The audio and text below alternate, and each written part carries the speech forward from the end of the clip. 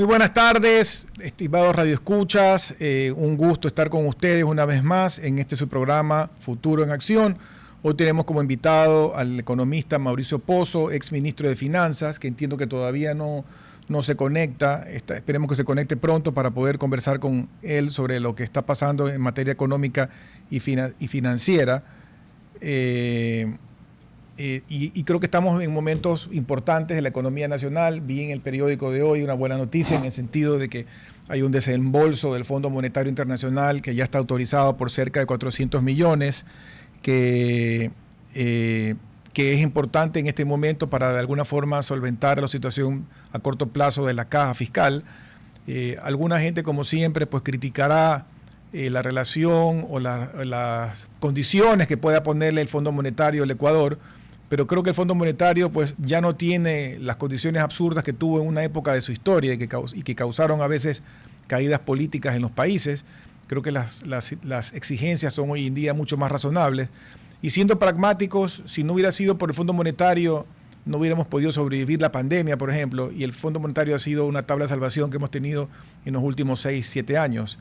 Entonces, tirarle piedras al Fondo Monetario no es nada más que absurdo. Lo que el Ecuador tiene que hacer es negociar bien sus programas y poder ver qué es lo que más le conviene para su futuro económico. No sé si ya se conectó el señor Pozo. Si pueden ustedes comunicarse en oficina para ver qué está pasando, porque ya debería estar conectado. Y volviendo a los temas, digamos, de fondo, el caso es que el Ecuador está en una encrucijada importante. Yo veía una entrevista ayer de radio con el presidente de la República, porque hay que hacer tantos cambios en el país.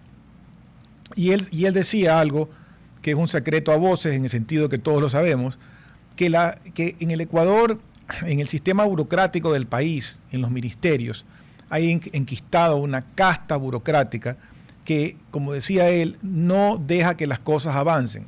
No sé si es que obedecen. Ahí está ya conectado el economista Pozo, por lo que veo. Todavía no lo veo ahí en la pantalla. Mauricio, ¿cómo estás? Buenas tardes. Gracias por conectarse. Creo que estás en silencio. No, acá. Yo soy el que estoy sin los audífonos. ¿Sí me escuchas? Sí, te escucho. Sí, lo que pasa es que la cortina entraba demasiado sola, entonces había mucho brillo. Perfecto. Muchas gracias por conectarte. Yo estaba hablando antes que te conectaras con respecto a la noticia que se ve que el Fondo Monetario va a hacer un nuevo desembolso de cerca de 400 millones, dado el cumplimiento del programa económico entre el Ecuador y el Fondo Monetario. Eso me imagino que son buenas noticias. La pregunta es, ¿qué más falta para seguir cumpliendo con el programa en el resto del año? ¿Y cuál es la proyección tuya con respecto a los números del país en lo que falta del año? A ver, el Ecuador tiene un programa en curso con el fondo. Es el mismo programa, con algunos ajustes, sí. El programa original es un programa que los recursos del fondo llegaban a 4.000 millones. Ese monto se incrementó en 1.000 millones más, es decir, solo del fondo serían 5.000 millones, pero son recursos que se van entregando gradualmente en función del cumplimiento de las metas a cada fecha. Ya se ha desembolsado, creo yo, unos 3.000 millones. Puede ser que me equivoque un poco en el número, pero por ahí. Y eso se irá continuando recibiéndose los fondos en función del cumplimiento de las metas próximas. Son 4 años, desde 48 meses del programa, y estos 400 millones es la quinta revisión, que ya fue aprobado por el directorio del fondo. Hace pocas semanas, una semana o dos creo que fue, se anunció lo que dijo la jefe de misión en Ecuador, que se había llegado a un feliz término, pero obviamente requería que el directorio lo ratifique, y es lo que estamos este momento comentando. Así que es la continuación del programa. Esto obviamente habilita los recursos de los otros multilaterales, el Banco Mundial, el BID, la CAF principalmente, y son señales buenas en el mercado internacional, en el sentido del Ecuador sigue teniendo apoyo del Fondo Monetario y sigue recibiendo el financiamiento atado al programa. Eso yo te diría es un poco lo que vale la pena comentar. Parte del resultado es la emisión de bonos que hizo Ecuador hace pocas semanas en el mercado internacional, el regreso, digamos, a los mercados, con 4.000 millones de emisión y una recompra de 3.000, en condiciones para el antecedente nuestro que no fue tan malo, o mejor dicho, fue bueno, diría yo. Eh, Eso le ha ayudado a la recuperación de las reservas. De igual manera, alguna normativa que se ha promovido, como es, por ejemplo, esta ley de rendición de cuentas a los GATS, esto también ayuda para el tema fiscal, y todo eso ha redundado en que baje el riesgo país. Entonces, eso es en resumen lo que ha permitido que se ratifique el acuerdo, y este es de doble vía: baja el riesgo país, ayuda lo del fondo se aprueba, ayuda al riesgo país. Así que un poco así está la lectura. Lo que sí quiero simplemente añadir a este primer comentario es que no se crea que porque bajó el riesgo país o porque la quinta revisión salió favorable, eso se traduce en inversión extranjera, por ejemplo, de manera directa y de manera importante. Estas son piezas de un rompecabezas bastante más grande. Entonces, para poder acceder a todos esos recursos y a esa inversión que se requiere, hay que hacer muchas otras cosas que inclusive no están ni en el programa económico con el fondo. Claro. Esto es una pieza de un rompecabezas, como digo, más grande. Ya, pero en ese rompecabezas, el hecho de que sí esté bajando el riesgo país es por lo menos una pieza positiva que en el pasado no había. Es positivo, es favorable, eso nos ayuda en costo de financiamiento, a tener abiertos los mercados sin duda, pero no hay una línea de conexión directa entre riesgo país e inversión extranjera. Correcto. Que ayuda, sí, pero hay muchas otras cosas. Si quieres lo puedo explicar un poquito a mi criterio, qué otras cosas se necesitan para que se pueda sentir una magnitud que realmente le permita al Ecuador un crecimiento más acelerado hacia adelante, ¿no? Ahora, esta noticia del riesgo país, y tú mencionabas que ya hubo una emisión de bonos que fue algo positivo, evidentemente no en los niveles que uno soñaría en tener, pero antes ni siquiera se podía hacer, por lo menos ya se hizo. Esta nueva reducción en riesgo país abre las puertas o tiene sentido volver a hacer otra emisión, por decirte, de unos 1.000 millones más, que contribuya a la recaudación de recursos que se necesita para poder cubrir las necesidades de capital para el resto del año.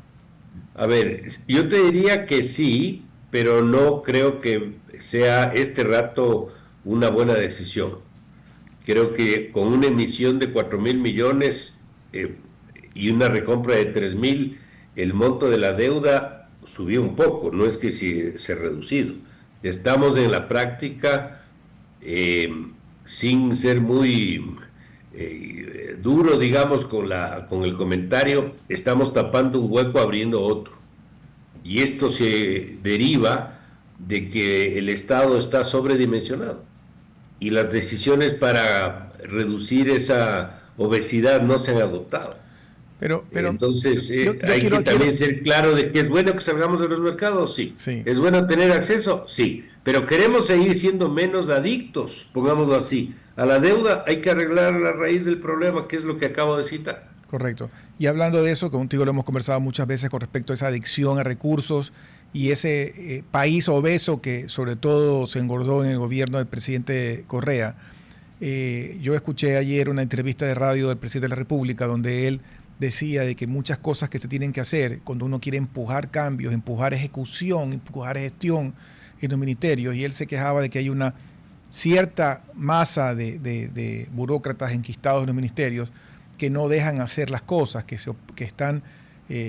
inventan cualquier cosa, que faltó el papel, que faltó el comité, que faltó el informe, y no avanzan. Y esto yo lo entiendo porque de alguna forma uno como usuario, no como servidor público, pero como usuario también lo vive todo el tiempo con respecto a una serie de trámites que tiene que hacer. Pero de ahí ¿cuál es la fórmula para romper eso? Porque a todos les pasa lo mismo, todos los presidentes seguramente se quejan de lo mismo. ¿Y cómo podemos acabar de una vez por todas por romper esta cadena? Porque si tú quieres reducir, inclusive han habido presidentes que han hecho intentos de reducir y luego viene un juez y después de unos años y los vuelve a integrar. hace una medida cautelar, lo que sea, y vuelven a obligar a volver a contratar, inclusive pagarle los sueldos que no recibieron por X número de años, y los vuelven a integrar. Entonces, ¿cómo hacer ese gran ajuste? Verás, el gasto público no es solamente la nómina, como primer elemento. Ok. Pero inclusive en la nómina hay decisiones que sí se pueden incorporar. Y te digo esto porque se lo hizo en su momento cuando yo estuve. Uno, no puedes seguir aumentando el salario básico. Esa es una decisión absolutamente equivocada. Ni técnicamente te dan los argumentos como para ello. Yo sé que políticamente no es muy rentable no subir el salario, pero técnicamente es lo correcto. ¿Por qué? Esto te sube el costo, el valor de la nómina, automáticamente. Te sube el aporte al Estado al 40% de las pensiones. Te sube el costo en las empresas. Con un ingrediente, la productividad de la economía no te da para subir salarios de este rato. Y en el sector público el nivel salarial duplica el del sector privado. Y encima le ajusta el salario. El problema del Ecuador no son los salarios, que se entiende. El problema del Ecuador es que no hay trabajo. Correcto. No hay empleo para la gente. Inclusive nosotros entiendo que estamos a nivel regional, a nivel de Latinoamérica, somos uno de los países con mayor salario mínimo. Claro, imagínate, el salario en el Ecuador es similar al de Chile. Y Chile tiene 3 veces más PIB que el Ecuador. Y más productividad. Y la misma población. Entonces la productividad es diametralmente distinta. Entonces, ¿con qué argumento podemos subir los salarios? Entonces, si me dices a mí cuál es una decisión para empezar a reducir el gasto público, la que te acabo de decir. Mantener el salario. Yo le pude de alguna manera convencer al presidente Moreno de que en el 20 que teníamos que decidir el salario básico para el 21 no le subamos. Y fue una bronca fuerte con muchos del sector político del gobierno, pero a la final me apoyó el presidente Moreno y quedó en los $400 del básico el 20 y el 21. Y me decían exactamente el mensaje de siempre. ¿Cómo es posible que va a ser el primer presidente en la historia que no aumente el salario en este año? Digo, pero si ese no es el tema, la discusión. La discusión es otra, la discusión es que es la injusticia que produces al que no tiene trabajo cuando aumentas el empleo, porque ahora sí tiene mucho menos chance de encontrar un empleo. Y eso no me parece una política pública sana. Y además técnicamente no te da el espacio. Entonces, esa es una decisión. Solo te interrumpo un ratito ahí, porque ahí el problema de fondo es lo que tú acabas de decir. El problema de fondo no es el salario, el problema de fondo es que no hay empleo. Porque además es un engaño, es una utopía aplaudir el aumento de salario cuando apenas eso beneficia al 40% de la población o menos del 40% de la población económicamente activa, porque los demás no tienen salario, tienen ingresos. Es correcto lo que tú dices, es correcto, es una decisión injusta para la mayoría, para ponerlo en otros términos. Entonces, esta es una acción que hay que hacer. La segunda, tienes que congelar en valor nominal el salario en el sector público. ¿A qué me refiero? Que cuando tú tienes una inercia salarial, que es lo que sí hay en el sector público, porque, por decirte, el grueso está en Fuerzas Armadas, Policía, Magisterio, y todos los años suben de categoría. Entonces el maestro de la categoría 13 pasa a la 14. Entonces eso le da un aumento inercial a la masa salarial, que es más o menos del 3, del 4%, no es un tema tan pequeño. Son 300 millones, son 400 millones por año automáticos. Entonces, si tienes ese problema, no puedes darte el lujo de subir el salario, como no deberías darte el lujo de llenar vacantes, pues. No puedes llenar vacantes, tienes más bien que empezar a no llenar, la gente sale y ver qué haces con los contratos ocasionales. A veces entre trabajadores de contratos ocasionales hay mejor gente que los que ya tienen 20 años ahí sentados. Pero ese es un trabajo que tienen que hacer. Entonces, pulir eso me parece un tema importante. Segundo, o tercero, el 80% de la nómina o cerca del 80% está en los 4 sectores que mencioné. Sí, Fuerzas Armadas, Policía, Educación y Salud. Pero creer que no se puede hacer nada ahí también es un error. Fíjate, el caso del sector de la salud, también lo hemos conversado. El sector donde más yo te diría, problemas de corrupción existen. No tienes idea de lo que significa ese sector. Ahí tienes que entrar, como se dice, con guadaña, a hacer una Una depuración de limpieza. fondo y de forma, porque si tú dejas las cosas como está, el impacto a la gente que va a un hospital y no le atienden o tiene que salir a comprar afuera medicinas, va a seguir. Y esto es un costo político para cualquier gobierno. Claro, pero ahí yo te hago un paréntesis porque la gente que nos escucha debe decir, bueno, ¿y estos señores por qué están hablando de bajar en salud si más bien aquí no tenemos medicina, no tenemos atención, no tenemos servicio, etcétera?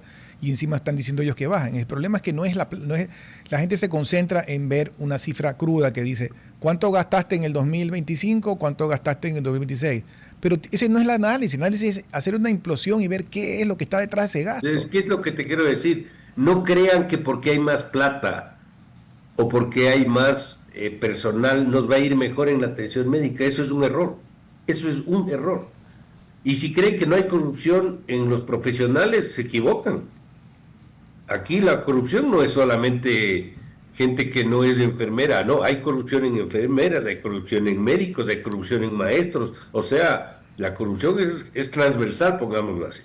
Entonces, que no hay cómo tocarles porque son médicos o son así o son asado o es policía, no, no, no, no, si los problemas de corrupción son transversales De para todo todos. el país, lamentablemente, lamentablemente. Entonces, sí hay espacio de corrección. He citado otro ejemplo adicional, cuarto, el tema de la administración de los recursos públicos. ¿Por qué tenemos que estar con 60,000 vehículos en el sector público? Multiplica cada carro por mantenimiento, Gasolina. seguro, repuestos, combustible, chofer. O sea, ahí tienes que tomar una decisión. No puedes seguir con esa obesidad de gasto de infraestructura estatal. Otra decisión que hay que tomar que va a ayudar, quítale al Estado de la administración de las cosas que son empresariales. En el petróleo lo hace pésimo, ya vemos lo que está pasando en Petroecuador. Mira la Eso refinería encamina el Esmeralda. capital, eso no puede seguir así. El tema de las hidroeléctricas, el tema de la empresa de telecomunicaciones, el tema de la energía eléctrica, eso no es un tema del Estado, eso es un tema netamente empresarial. Entonces ahí el Estado distrae recursos, uno, y no se concentra en lo que sí tiene que concentrarse, pues, Claro. que es en lo que estábamos conversando. Entonces, eso. Nosotros en el gobierno de Lucio congelamos los salarios por 3 años. Obviamente el gobierno ese no terminó y quedó en cero lo que se había decidido en su momento. Pero lo que te quiero decir es, ahí tienes varias acciones que puedes ir adoptando para que esa obesidad estatal se vaya reduciendo. Ahora, que hay dificultad política de muchas acciones, sí. Y ahí el gobierno tiene que hacer todos los esfuerzos para ir caminando como pueda. A veces, no por llegar primero llegas mejor, pero el ritmo no puede perder y seguir trabajando en esa línea. ¿Cómo puede ser que en el 2004 teníamos una nómina que pesaba el 5% del PIB? Y ahora tenemos una nómina que pesa, y por comparar con el PIB para que sean comparables las cifras. Correcto. Ahora la nómina pesa más del 9% del PIB. O sea, más el doble. O sea, Y si fuera en términos no relativos, sería entonces triple. yo digo, si es así, o sea, si hubiera mejorado la atención en hospitales en una proporción significativa, hasta podrías decir, se justificó, pero lamentablemente esa no es la realidad. Claro, contigo lo hemos hablado. Si tú comparas el gasto público en la época de Lucio y lo comparas al gasto público actual, uno diría, en términos absolutos, en términos relativos, ha crecido 2 o 3 veces. Uno debería tener 2 o 3 veces más salud, 2 o 3 veces más seguridad, 2 o 3 veces más educación. Y lo cierto es que no es verdad. No es verdad. O sea, el Ecuador de esa época, si sacas la foto versus el Ecuador de ahora, no hay pues una mejora sustancial como para decir se justificó. Entonces, Claro. ¿dónde está justificado ese crecimiento del gasto? Bueno, tienes un exceso de burocracia también que genera la propia tramitología que le pasa la factura al sector privado, porque los funcionarios tienen que justificar su presencia. Entonces, eso hace que se produzca lo que se llama una suerte de incentivo perverso, se crean más trámites, más requisitos para cualquier operación con el sector público para poder decir, yo tengo que estar aquí porque deben cumplir estas normas o estas regulaciones, y eso lo único que hace es generarle otro costo a la actividad privada, que es una tramitología interminable cuando quieres hacer cualquier cosa con el sector público. Entonces ahí tienes. Entonces yo aquí te estoy diciendo muchas cosas que sí se pueden hacer para ir reduciendo esa raíz del problema, para asimismo ir reduciendo esa adicción al tema de la deuda pública. Y aparte está la reforma a la seguridad social, que es un tema que no se ha tomado acción todavía. Ahí descansa la propuesta que se hizo en algún escritorio, y eso es un gasto que le genera al Estado. Y que se entienda bien, esto no es solo el gobierno central, esto es todo el sector público. Correcto. Es decir, son las entidades autónomas, son las entidades de supervisión, son los gobiernos seccionales. En todo eso tienes ineficiencia, en todo eso tienes corrupción, en todo eso tienes excesos. Es que tú mencionaste en algún momento de la conversación el tema de la política, y la política, lamentablemente, para los objetivos que el Ecuador debe de alcanzar, es una especie de cáncer, porque el mandatario de turno tiene que ver el interés técnico o la decisión técnica versus lo que puede pasar en la política. Tú describías, queríamos hacer esto, y la parte política del gobierno te decía, no lo hagas. La técnica decía sí lo hagas, y la parte política no lo hagas por el costo político. Y esa evaluación que lo hacían en ese gobierno, la hacen en todas. Y ese es un lastre que evita que muchas cosas técnicas se hagan. Tú has mencionado el IES. ¿Cuánto tiempo se tiene en el país la discusión sobre los ajustes y correctivos que de angas o de mangas que se den el IES? Porque esto en algún momento dado va a explotar. Está ese informe que tú mencionas sobre el tema pensiones. No hay ningún informe que yo conozca, o por lo menos ya hayan hecho público, sobre el tema de salud vinculado con el IES.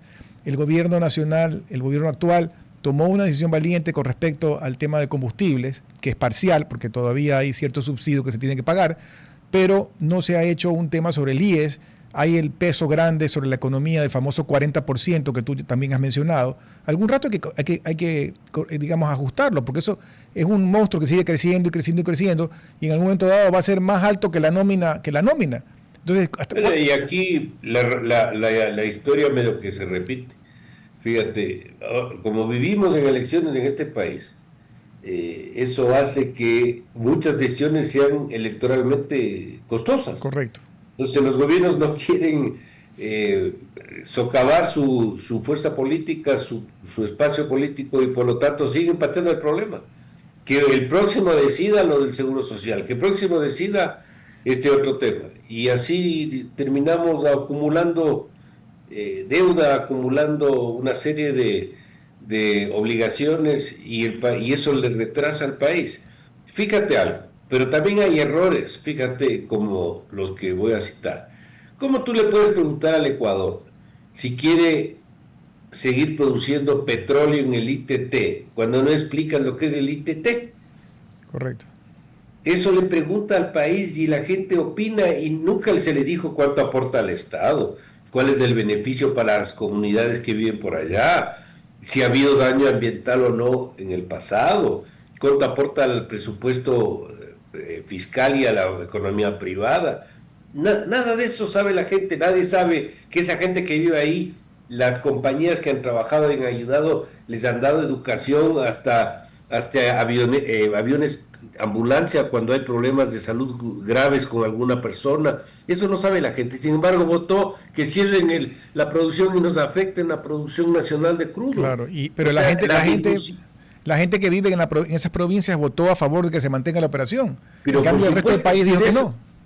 Claro, y de eso vive, y les dan medicina, y les dan transporte, y les dan atención de seguridad, todo les dan. Y sin embargo, ahora esa gente no tiene eso, y además no existe experiencia en el mundo que te diga cómo levantar una producción petrolera en una zona protegida. No existe, porque no existe ningún país tan descabezado que tome una decisión de esta naturaleza. Entonces, estas cosas son un problema de ingresos para el Estado también, y lamentablemente se ha tomado la decisión que se daba. ¿Por qué? A mi criterio, porque no se explicó bien, no se difundió bien. Los gobiernos tienen que aprender a explicar las cosas. A veces puede ser que la gente no esté de acuerdo, pero al menos entiende por qué, cuál es la lógica de ciertas decisiones. Y yo creo que ese es un error del gobierno anterior también, y del actual también. Además, a ver, yo entiendo que en la historia de esta novela, los Yasuníes comenzaron con esto mucho tiempo atrás, cuando todavía no había explotación. Pero luego vino la explotación y no es lo mismo decidir antes de no lo hagas a que una vez que ya tiene años produciendo, años vendiendo petróleo, años generando caja para el gobierno, decirle al país, ¿sabes qué? Desconéctame. Entonces tienes el costo de desconectar, que entiendo que es alto, el costo de perder la producción, que entiendo que es importante, y en un momento histórico que además que no tiene ningún sentido. Cuando además tú bien dices, que yo sepa, por lo menos, no veo evidencia de que en estos años de producción haya habido algún incidente importante, digamos, de contaminación por parte de esos pozos. Entonces, la lógica me diría, ok, puede ser que yo estuviera en desacuerdo inicialmente que se instale, pero si ya están allí, están produciendo y no hay una experiencia negativa de contaminación, ¿por qué sacarlos ahora? Pero el país no lo vio así. No, esas son las irracionalidades que no se entienden. La gente que supuestamente está a favor de la protección ambiental han sido los más opuestos a quitar el subsidio a los derivados. Claro. No, o sea, ¿quién entiende eso? Y además mucha de esa gente tampoco se opone o sale con la misma fuerza a las calles para detener el gravísimo daño ambiental que hay a diario en el país por la minería ilegal, que contaminan fuentes de agua. Ese es otro tema. Fíjate, si queremos recursos, yo diría de forma importante, donde puede haber apetencia, es petróleo y minería. Y en petróleo estamos viendo los problemas que estamos conversando. Y en minería tenemos, obviamente, lo de minería ilegal. Ahí el gobierno ha entrado fuerte. Correcto. Ojalá ese tema se lo pueda mejorar de alguna manera, porque eso sí es una opción que tenemos hacia adelante, pero con esto la minería ilegal, esto nos ha generado bastante restricción. Hay otros elementos que están sobre la mesa y que se ha conversado y no hemos podido avanzar. La inversión extranjera, la inversión extranjera, yo creo que ve con mucha preocupación el asunto de la inestabilidad tributaria. ¿A qué me refiero? Que estemos permanentemente cambiando las normas. Un inversionista necesita algo de claridad de que se van a mantener, no todos los años ver qué hace porque le cambiaron la normativa tributaria. Entonces la inestabilidad tributaria es otra restricción que se tiene para la inversión extranjera y pues, la presión nacional también.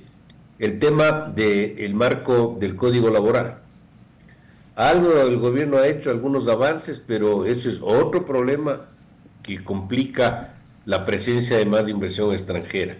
La restricción al libre flujo de capitales, caso del ISD, algo han dicho que van a reducir, no. Eso tienen que terminar eliminando. No han Ese dicho. Es un impuesto perverso. Eso es otra restricción para la inversión extranjera. Ese tema del ISD, vamos a irnos a un corte breve, Mauricio, y al regresar quisiera que retomemos esa conversación, porque el tema del ISD es importante volver a tocar. RTP 96.5, a la conquista del mundo digital. Programas de opinión con referentes de la comunicación. Noticias para contar todo lo que está pasando en todo momento. Una variedad de segmentos con lo que necesitas saber. Todo para mantener a nuestra audiencia y seguidores siempre bien informados. Siempre RTP. Buena compañía. Gracias por regresar con nosotros a su programa Futuro en Acción. Para las personas que recién se conectan, estamos conversando con el economista Mauricio Pozo, ex ministro de Finanzas. Mauricio, antes del corte tocamos el tema del ISD y yo sí quisiera retomarlo antes de entrar en otros temas, porque en el gobierno del presidente Lasso, él comenzó a bajarlo discretamente, pero en este gobierno se volvió a subir al estado que está ahora del 5%. Yo entiendo, y tú has sido ministro y tú has tenido pues la carga que significa tener que estar al pie de la billetera escuálida del Estado, pagando atrasos y demás. Entiendo que es un impuesto cómodo de cobrar y que en la realidad actual de la caja fiscal así nomás no puedes dejar de cobrarlo. Pero ¿qué harías tú si fueras ministro? Porque es un impuesto que le está diciendo al que quiere entrar, entra, te recibo, pero si te quieres ir te cobro el 5%. Entonces, de alguna forma no es una carta de presentación de entrada muy amigable. Yo creo que aquí tenemos varios efectos de la presencia de este impuesto. Se lo creó supuestamente para evitar la fuga de capitales. Correcto. En la práctica, esto ha sido la mejor invitación para la fuga de capitales. Es decir, el resultado ha sido absolutamente adverso. Los capitales se van o vienen no necesariamente porque existe un impuesto, sino cuando ven seguridad, cuando ven opciones, cuando ven oportunidades, pero no por el impuesto. Entonces, claro, el resultado de poner el impuesto es de estos van a limitar o restringir eso y la gente sacó la plata. Tanto sacó la plata que se convirtió en el tercer impuesto de mayor recaudación, después del impuesto a la renta y el IVA. Y por esa razón, levantarle es difícil en el sentido de que tiene un impacto en el ingreso del presupuesto del Estado. En un momento complicado. Ahora, pero claro, eso es el presupuesto del Estado, pero para toda la economía yo creo que le hace más daño que beneficio. Correcto. Por el tema que estamos hablando de la inversión. Entonces yo creo que la única manera es entrar en un esquema gradual de ir poco a poco bajándolo, para que en un periodo no muy largo terminemos con una tasa de cero.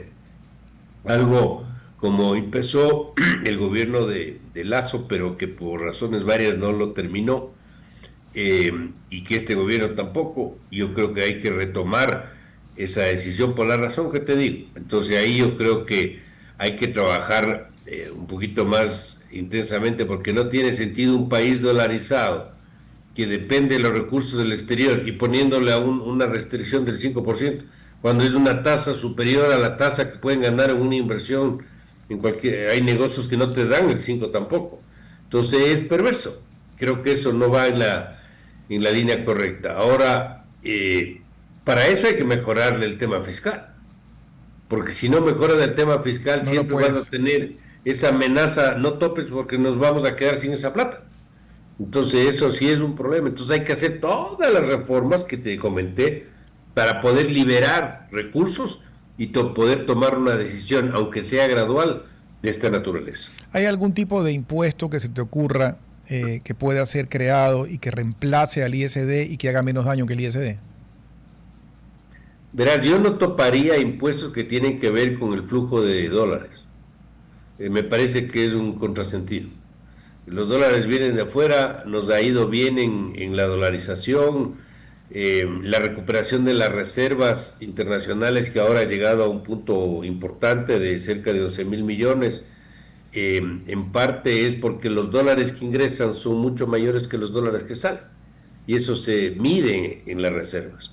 Entonces ponerle una limitación a esa posibilidad de que entren dólares me parece que es un error. Ya creo que se ha hecho bastante daño por la presencia de este impuesto, que por cierto es desde el año 2007, ya son bastantes años que tiene, y por cierto casi no hay país que tenga este tipo de restricciones, que no sean los países que tuvieron administraciones complicadas como lo fue Argentina y el gobierno de los Kirchner, que había también restricciones, pero en los países que están bien este tipo de decisiones, inclusive con moneda propia, no se han adoptado, así que yo no toparía esto, yo me iría por otro tipo de decisiones. Mauricio, hablamos ya tú mencionaste el hecho de que la parte energética petrolera y la parte eléctrica debería realmente pasar al sector privado y que el Estado ha sido pues un mal administrador. Un amigo me escribe puntualmente sobre algo vinculado a petróleo y me hace la reflexión o la pregunta con respecto a la refinería. La refinería hoy en día es un conjunto de trastos viejos. No se entiende dónde se fueron los 2.000 millones o 2.200 millones que fueron una repotenciación en el gobierno de Correa y sobre los cuales inclusive hay temas judiciales de por medio. Pero lo que me pregunta es si a estas alturas de la vida no es mejor ya cerrarla y más bien importar combustible o, como tú decías, abrir al capital extranjero que quiere invertir en refinerías locales y que el Estado se salga de eso. A ver, solo para información de todos los que están observando, escuchando esta conversación, fíjate.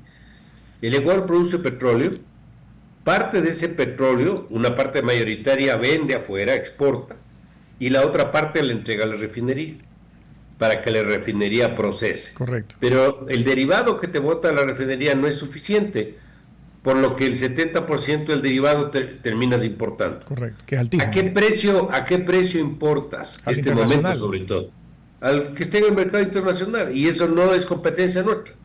Entonces, el derivado, por cierto, es más caro que el crudo, porque ya es un procesado. Así es. Entonces eso nos genera en términos, por ejemplo, actuales, de que hay el problema en Medio Oriente, la guerra, sube el precio del petróleo, supuestamente nos ayuda.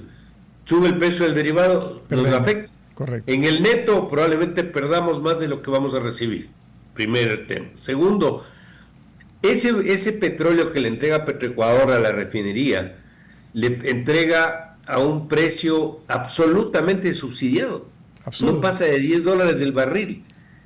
Entre 10 y 90 que está afuera, toda esa diferencia se traga el Estado. Entonces, ¿no será mejor dejar de subsidiar eso e importar todo el derivado? Pero además es un autoengaño. Es un autoengaño eso.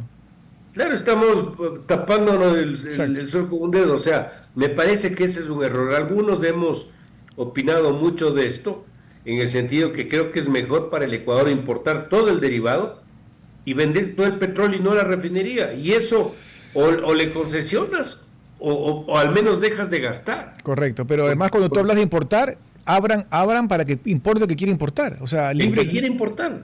Y que el mercado se determine en un mercado de competencia sano, los mejores precios que son los que el mercado decida. Pero no seguir con este engaño de que porque somos petroleros necesitamos refinar. Pero para refinar tenemos que subsidiar. Y perdemos toda la plata en vez de venderle ese petróleo que le entregamos a la refinería a $90, le vendemos a $10 en la refinería. No, pues algo no funciona ahí. No tiene ningún sentido. La otra pregunta que me hacía este radio escucha, que tiene que ver con algo que también ya tocamos, que es el tema de la salud.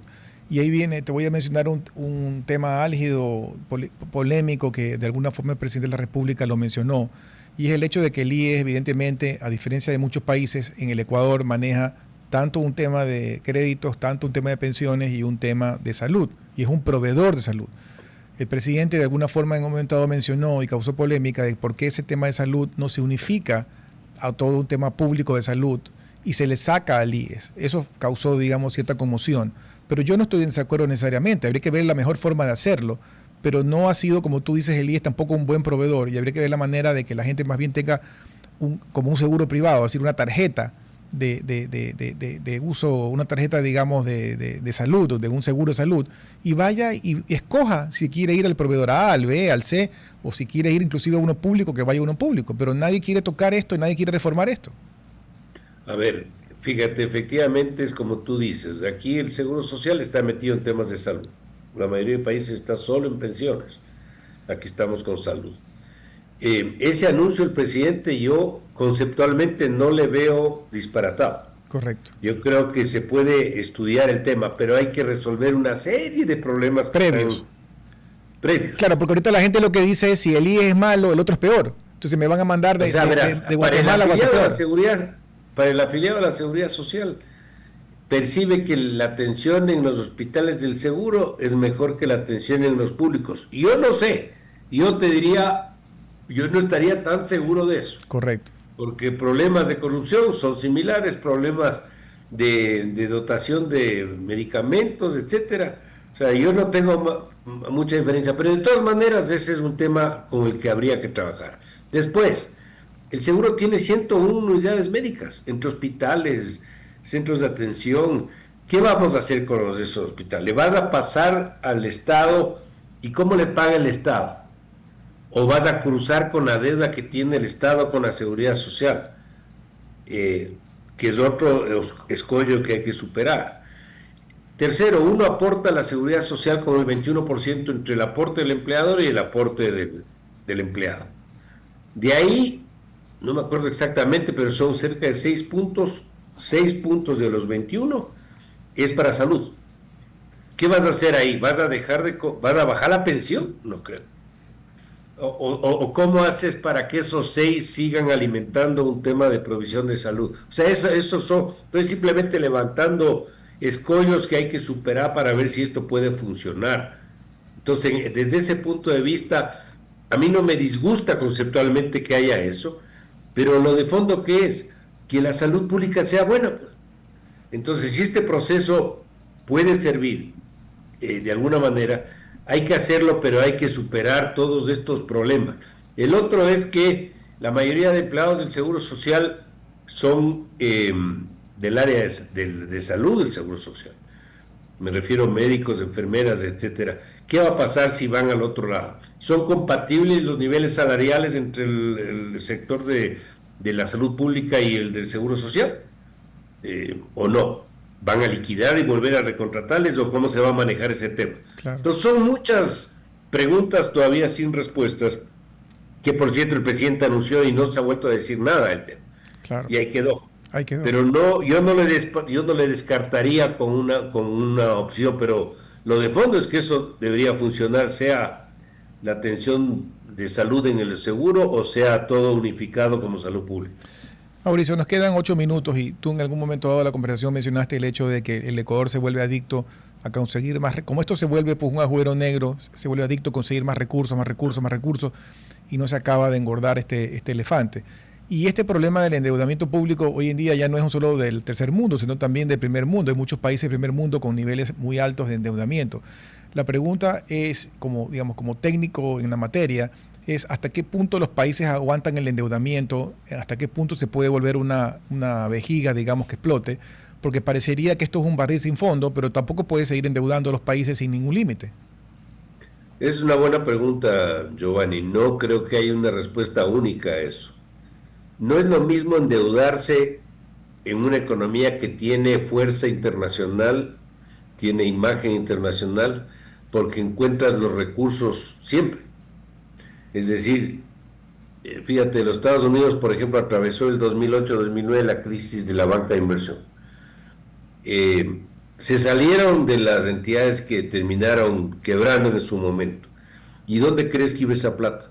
A comprar bonos de Estado, a comprar papeles del Tesoro. O sea, hay la credibilidad como para financiarse y comprar un papel que tiene la mayor seguridad de todo el mercado mundial. Entonces ese es uno. ¿Por qué el 25% de los bonos americanos está en manos de los chinos? Porque los chinos también ven como una opción de seguridad invertir en esos papeles. Correcto. Y además el dólar, guste o no guste, depreciado o no depreciado, sigue manejando el 80% de las transacciones mundiales. Entonces yo creería que si Estados Unidos necesita plata y se endeuda y sale al mercado, lo consigue, para ponerlo en sencillo, bastante más rápido y obviamente a un costo mucho menor de lo que sería el Ecuador. ¿Por qué? Porque el Ecuador es un país pequeño, es un país más riesgoso. Ahora tenemos encima de todos los problemas del tema de la delincuencia, del narcotráfico, y eso nos complica poder acceder a financiamiento. Entonces, los puntos de partida para endeudamiento, primero, son distintos. Segundo, ¿hasta cuándo aguantas? Aguantas hasta el punto donde el mercado te soporte. Puede ser, no digo que va a pasar, puede ser que entre en un proceso de renegociación de todos esos montos de deuda. El Ecuador lo hizo en su momento, recordemos. Y eso pasa por recortes, pasa por condonaciones en algunos casos. No digo que van a condonar la deuda de los Estados Unidos, lo que estoy diciendo es que en algún momento tienen que ver cómo administran, inclusive ¿para qué? Para abrir espacio para más endeudamiento. ¿Hasta cuándo esto? ¿Hasta dónde esto? ¿En qué proporción esto? Depende de multiplicidad de elementos como los que acabo de citar: el tamaño de la economía, la apertura de la economía, la búsqueda de mercados, los riesgos, la moneda de emisión. Es decir, es muy complicado decirte esto va a terminar en tal fecha o puede levantar de alguna u otra manera, porque a la final, a veces cuando no se cumplen las deudas hay apropiaciones, y eso puede dar lugar hasta temas bélicos, pero eso probablemente está ahorita más en el ámbito de la especulación que de la realidad. Nos quedan 4 minutos. ¿Y cuándo fue la última vez que hubo superávit fiscal? Eso se ve como un tema hoy en día muy lejano. Tenemos muchos años de déficit. ¿Crees que algún rato se pueda llegar a niveles de responsabilidad fiscal? Hasta el año 2006, en el periodo 2000-2006, que tuvimos, recordemos, 3 presidentes, o 3 gobiernos más que presidentes, tuvimos superávit fiscal de todo el sector público. Teníamos déficit en el gobierno central, sí, pero en el total había superávit. Pero el déficit inclusive eran montos manejables. O sea, no estamos hablando de déficit del 4 o del 5% del PIB, que es lo que lamentablemente tuvimos el año pasado, por ejemplo. Estamos hablando de déficit menores al 1% del PIB, que son bastante más manejables. A partir del 2007 eso empezó el desorden acumulado, y 10 años de desorden nos ha pasado la factura hacia adelante, porque muchas acciones que se han dado no pueden ser acciones que puedan adoptarse sin costos políticos, y a veces los gobiernos no están dispuestos a ello. Y lamentablemente el Ecuador ha repetido sus propios errores, ¿no? Porque cuando hemos tenido épocas de bonanza, como fue en los 70 el petróleo, y luego se han repetido algunos otros picos, en vez de aprovecharlos para poder solventar las cuentas y ser más responsables, más bien nos hemos endeudado más. Así es. Entonces tenemos ahí, yo te diría, serios problemas para poder avanzar, y a esto se une la incapacidad nuestra en el Ecuador de ponernos de acuerdo, porque la facilidad es encontrar diferencias, pero la dificultad es encontrar acuerdos. Yo creo que el país necesita acuerdos básicos, acuerdos mínimos, como se llama. Claro, y no hemos podido llegar a eso, lamentablemente, Giovanni. Porque algunos de los temas que hemos hablado hoy, inclusive lo de la reforma, una posible reforma para podernos abrir al mundo eléctrico y petrolero, seguramente saldrán muchas voces en contra, ¿no? Voces que siguen añorando el estribillo de la soberanía, de los recursos estratégicos y demás. Y suena un poco absurdo porque uno canta sobre eso, pero a la hora de qué nos ha servido llamarnos soberanos y todo eso si no tenemos buena energía, si hemos tenido varias veces periodos de apagones, si la producción petrolera está en caída. Entonces, ¿de qué nos sirve eso? Imagínate lo que fue la supuesta soberanía monetaria. ¿Qué soberanía? Pues, si vivíamos con inflaciones altas, tuvimos una crisis y los estados financiaban los déficits con emisión de dinero y con depreciación monetaria. O sea, eso no es soberanía, pues, eso no es saber manejar bien las cosas. Y ahora no tenemos moneda, supuestamente no tenemos soberanía monetaria porque dependemos de una moneda externa, pero obviamente los resultados han sido favorables. Entonces esto de la soberanía hay que, creo yo, manejarle con un poquito de pinzas. Además, como decía una invitada ayer, hay que ser pragmáticos como fueron en su momento los chinos, ¿no? Que decían no importa de qué color es el gato, sino que coma ratones. Y ese pragmatismo en el Ecuador no ha existido. No hay. Pero fíjate lo que está pasando ahora con la guerra de Medio Oriente. ¿Cuál es el rol de los chinos? Observar. No se han pronunciado. Mientras los otros capaz están ganando por otras vías, porque ellos son superavitarios en general en casi todo. Y la escasez termina beneficiándoles a ellos, producto de estos problemas. Entonces, ahí están observando y actuarán el momento que crean oportuno. Así es. Bueno, Mauricio, se nos ha acabado el tiempo. Muchísimas gracias por compartir con nosotros este espacio. Gracias también a los radioescuchas por estar con nosotros. Que tengan todos una buena tarde. Hasta el día de mañana. Hasta aquí, Futuro en Acción. Control Master Marisela Basantes. Transmisión digital Gerardo Díaz. Redes sociales Erika Eras. Dirección Javier Gamboa. Todos los derechos reservados. RTP 2026.